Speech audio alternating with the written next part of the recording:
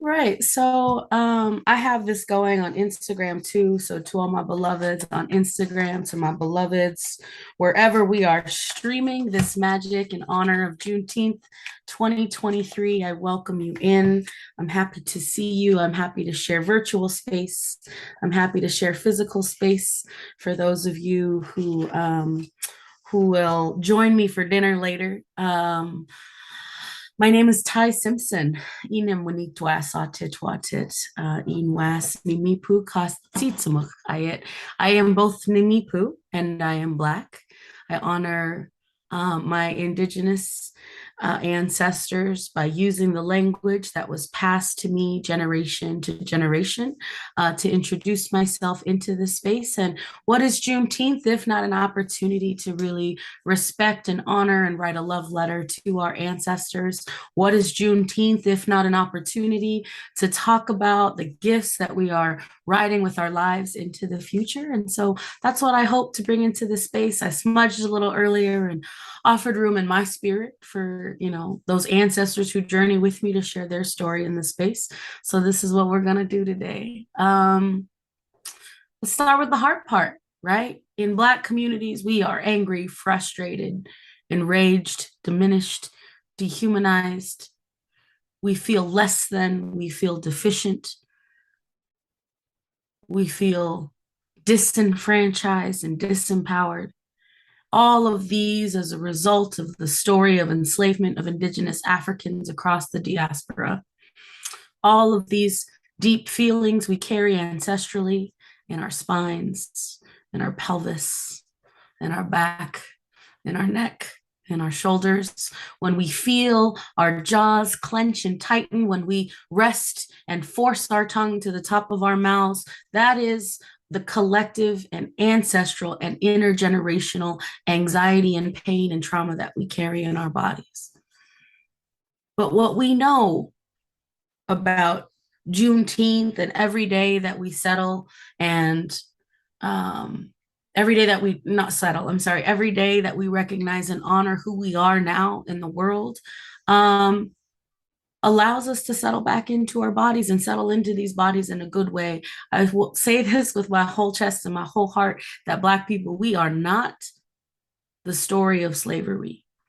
We are not the story of slavery. We are not the story of Christopher Columbus and the transatlantic slave trade. That happened to us. That was violence enacted upon us. Who we are minerals and diamonds and gold, infrastructure, civilization, mathematics, astronomy, astrology. We are stewards of the water and the land. We grow, we nourish each other and the land. The land nourishes and gives back to us. We are color, we are texture, we are magic, we conjure, we heal. We are of the earth and she is of us. That is who we are as Black people of the African diaspora. And that story does not begin at slavery. And that, I think, is the magic of Juneteenth and realizing, we have always been free and will remain free.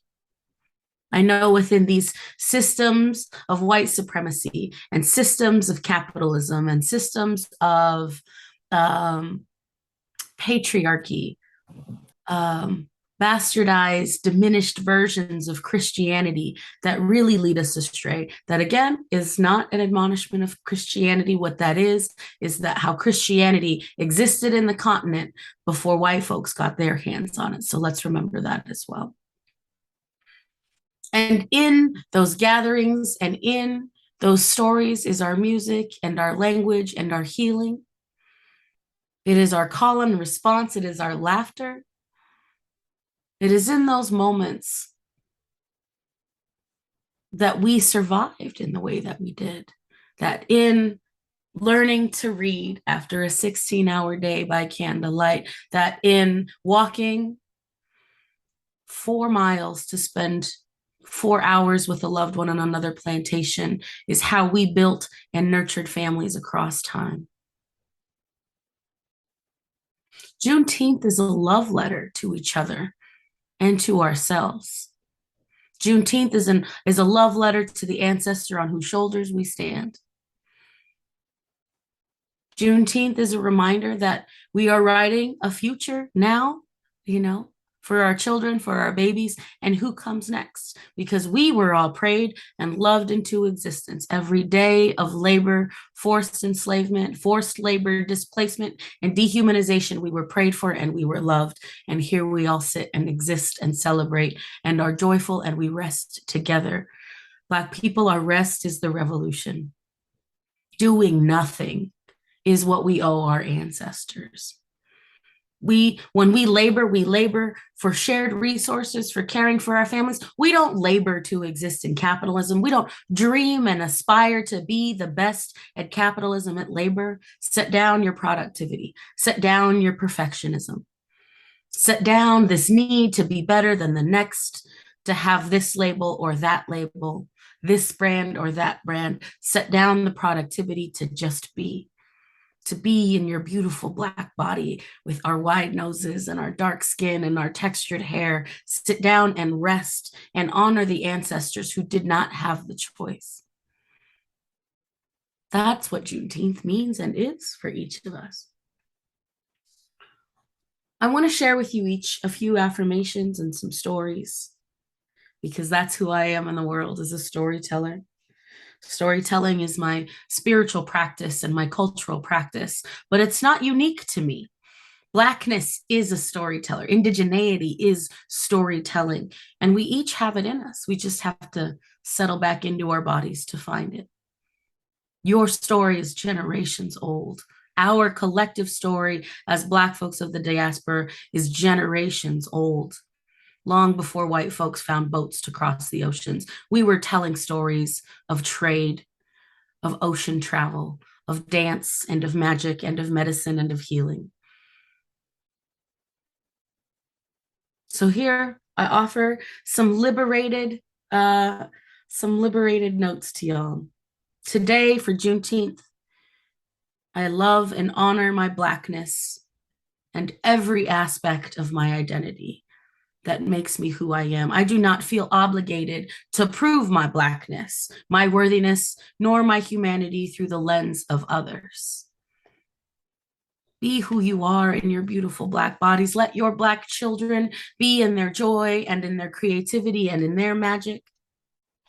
Y'all, I'm fierce about kids these days. If you've got a little Black baby pretending that they're a dinosaur eating you, and you are not also pretending to be eaten by that dinosaur, we have a problem. Indulge your Black babies. Let them be creative in whatever that looks like. Celebrate their identities, because children are closer to the ancestors than we can ever be as adults, y'all. The beginning and the end, children and elders. They are the same, and they carry the same stories, and they carry the same wisdom, and we nurture that. Be eaten by the dinosaur.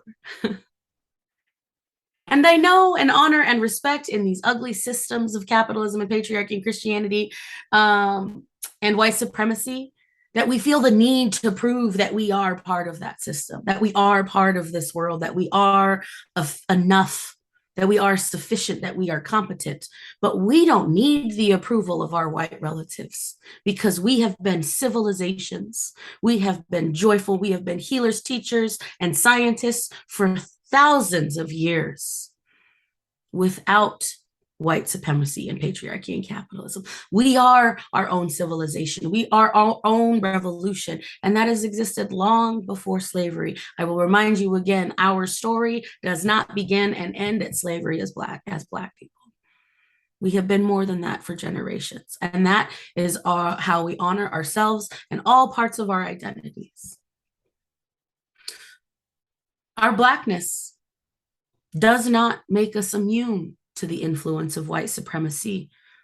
As part of our Juneteenth celebration and reflection and meditation, pause to interrogate how we internalize white supremacy. How do we treat each other because of whiteness and its impacts on who we are?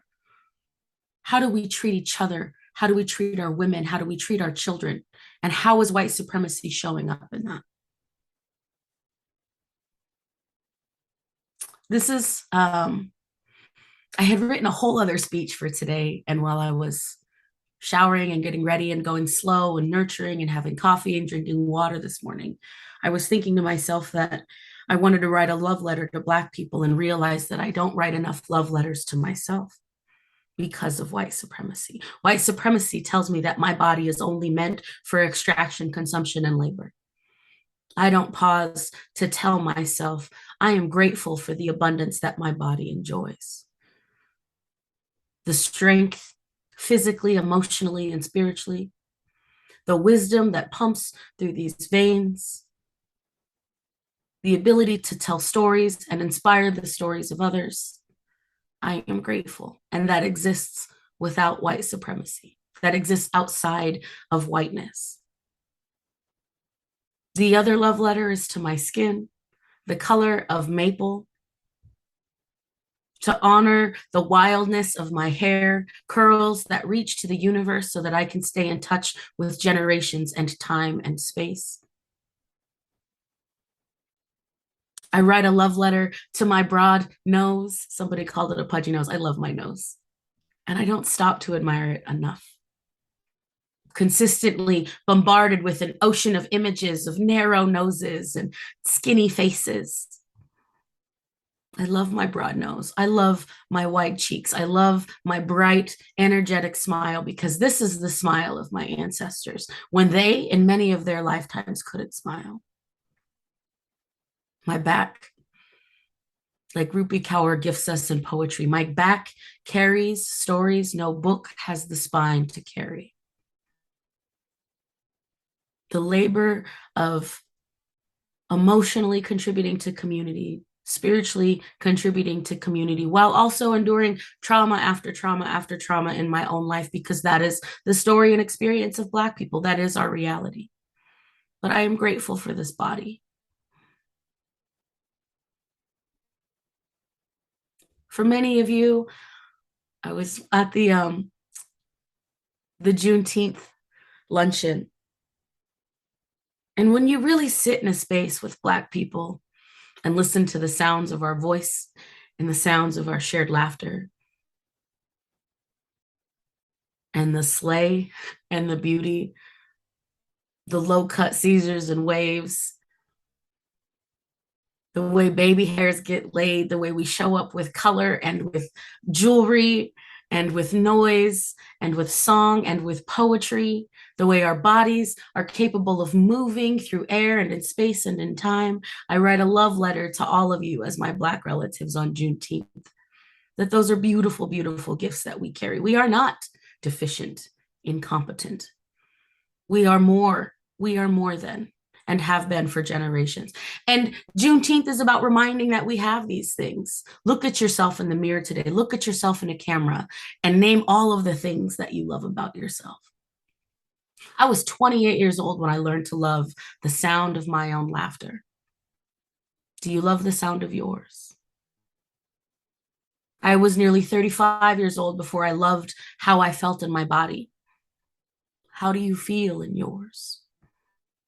Our body is a gift. You, Black child, Black woman, Black man, Black trans relatives, you were carried in your mother's and in your mother's mother. You are magic in that. We are magic in that. And there's a deeply powerful story to be recognized, honored, and uplifted on Juneteenth for that reason. There was an elder who told her story of her grandparents. She's 92 years old, and she told a powerful story on Saturday of her grandparents and their journey and their exodus from the Deep South. And in that story, she talked about land theft and death and murder and violence. And the story that she continued to tell was a story of showing up on the days that we want to cuss out the folks that oppress us, that marginalize us, that dehumanize us. We show up because we know that we are competent. We know that we are magic. We know that we heal. We know that we are storytellers. And that's the story I encourage each of you to find in yourselves, to tell our babies, to tell yourselves, to tell each other. Juneteenth is about history. Juneteenth is about our futures. If we were loved and honored and prayed for into existence, how do you want to love and honor and pray the next generations into existence? And that comes from self-love, from deep love of each other. And I will tell you, Black people, what happens to you happens to me. And what happens to me happens to you. What has happened to us is a collective and shared story. And United States history would tell us that all we are slaves and gangbangers, and we're from the hood, and we are less than. But I'll tell you, the world does not move without Black creativity. The world as we know it in this country does not move without Blackness. Who we are as a country was built by forced Black labor, and is now nurtured and formed into this magic, dynamic, diverse place because of our healing, because of our medicine, our stories, our ability to conjure, our ability to build, our ability around agriculture. To remind yourself of that story, remind yourself of the love in our creativity. The world does not move without us, and our story is bigger than slavery. We span generations. We cannot and should not fall into a trap of erasing or disregarding Black people who identify different from us. This is the insidious symptoms of transphobia and homophobia. This is the insidious nature of patriarchy and misogynoir. Black women, Black trans people, Black queer people, Black people with disabilities, Black immigrants, Black people who are and have been incarcerated, and Black people at various intersections all matter to my work and to my liberation. What happens to me happens to you. What happens to you happens to us. We are of each other. That is the magic and the power of our Blackness. We are generations, and our story is bigger than slavery.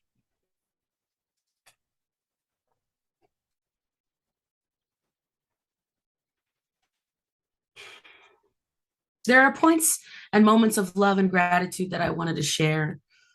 The intensity with which my Black grandmother raised me,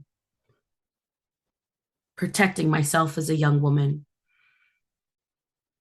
the ambition that she instilled upon me to be the smartest woman in the room, to be exceptional at all times.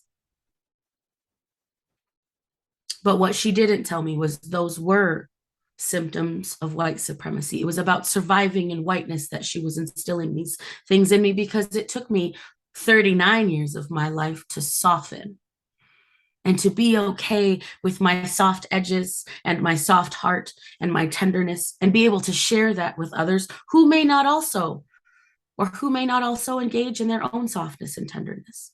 Black people, we are magic, we are healing, we are medicine. And the world has made us hard, especially to each other. And it doesn't need to be this way. Find the things that you love the most about you and say them out loud, share them out loud, give them to the world without abandon. And you realize that you, in sharing that love into the world, makes it safe for others to give it back. We have to do that for each other. The world has made us hard, and it doesn't have to be that way. Our Blackness is literally the definition of community, coming together so that there is enough, so that there is abundance. Our Blackness is about laughter and about music. Think about our cookouts and how judgy we get about who makes the potato salad. Who's grilling? Did they wash their chicken? Who's seasoning? Blackness, our Black identity and our community is entirely about being and moving from love. And I hope that's what we can take away from Juneteenth today. This is not a reminder that we were once enslaved people and are enslaved in many of the systems of oppression that still exist today. I want this to be a reminder that we are a powerful, magical, deeply creative, and deeply dynamic community worldwide. Our worldwide Blackness builds bridges. Without the white gaze, without white supremacy, without patriarchy, without homophobia, and without myriad oppressions. We are generations, and our story is bigger than slavery.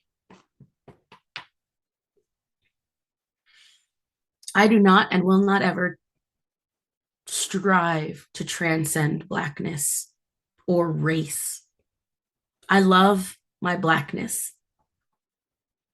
I am so deeply grateful that this is who the universe allows me to be. I own my Blackness. I am not half Black, I am Black. I am not half Nez Perce, I am Nez Perce. I am the wholeness of multitudes, as are so many of you. Artists, storytellers, teachers, lawyers, doctors, conjurers, medicine women, medicine men, our trans relatives.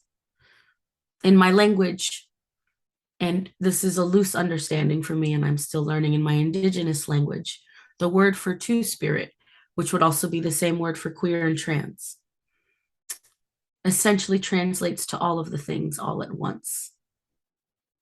So I honor my trans relatives who are with me today. I honor you during Pride Month. I honor Black trans sisters, especially, who need to be uplifted in all ways for safety and for love and for joy.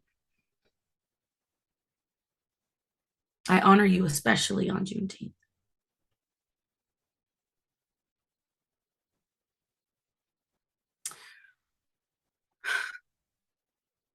I could sit and tell all of these stories and give you all of these affirmations all day long. I really could, because what I've been writing and feeling and reflecting in recent days around Juneteenth is so much, and it's so big, and it's affirming and reaffirming, and it's life-giving. But I will give you this.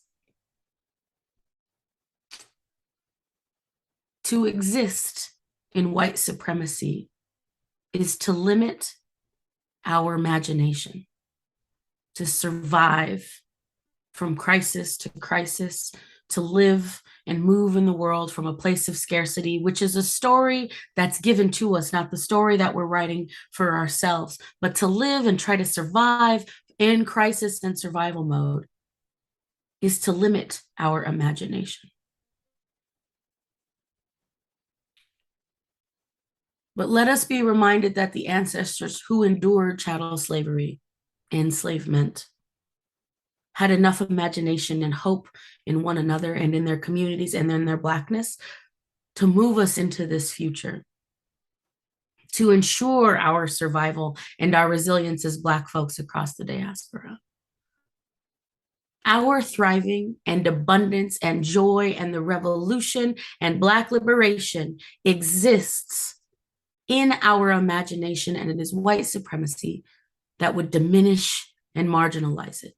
So let this Juneteenth be about that reminder that we are limitless in our capacity for love, imagination, and joy, and thriving and abundance. Do not let the system wear us down, as it's designed to do. The system isn't meant to include us. Don't ever get that twisted. This system is meant to violently erase us from the face of the country that we built on stolen land. Remember that we are limitless in imagination and in healing and in power and in magic, limitless. And stronger in that limitlessness together. So be affirmed that we are magic. Be affirmed that our story is bigger and longer than the enslavement. Be affirmed in your Blackness and how dynamic and textured and beautiful that is. Remind our Black babies that the world is theirs and that is not a lie. Be reminded that our ancestors have moved us and brought us here from a place of deep, deep love and connection to each other and to the land. We are displaced here as descendants of Indigenous Africans, but we can now make a home here, and make a home here in a way that resembles who we were on the continent. We are worldwide now, and the world does not move without our creativity. I wish you all nothing today. I wish you nothing. I wish you ease. I wish you slowness. I wish you rest, because in that rest is our revolution. in you taking back time and meditating and reflecting on the pieces that you love most about yourself and how you're going to share those pieces with the world loudly and often. That is our liberation. And on this Juneteenth, I wish that for each of us. So, in our last moments, I want us to take a collective deep breath, settle into your body, roll your shoulders back, lower your gaze, and allow your breath to come from your toes. Let it fill your lungs, slowly taking that deep breath. And in the next deep breath, imagine that oxygen moving from cell to cell in your body. The same cells that have water that was carried by your ancestors at one point across time, across space, and across the universe. We are deeply connected in our Blackness in that way. And take another deep breath and breathe in all of the love that is possible across generations. Breathe in all of the hope that brought us to this moment on June 19th of 2023. All of the life and the laughter that brought us here. Let it fill you to your toes and to your fingertips and to the ends of your hair. And in your next breath, breathe in the stories of laughter. Breathe in the stories of shea butter and cocoa butter. Breathe in the stories of soft brown skin. Breathe in the way that we reflect and love, and the way the sun loves us. Breathe all of that magic into your body, because in that magic is where our ancestors live. In that magic is our stories across time. And in that magic is the celebration of Blackness across the planet. And as you settle into your body and as you take these slow, deep breaths, know that I love you and I love me in our shared Blackness. And I wish you the happiest and most restful Juneteenths today and every day. Thank you all for having me. I appreciate you.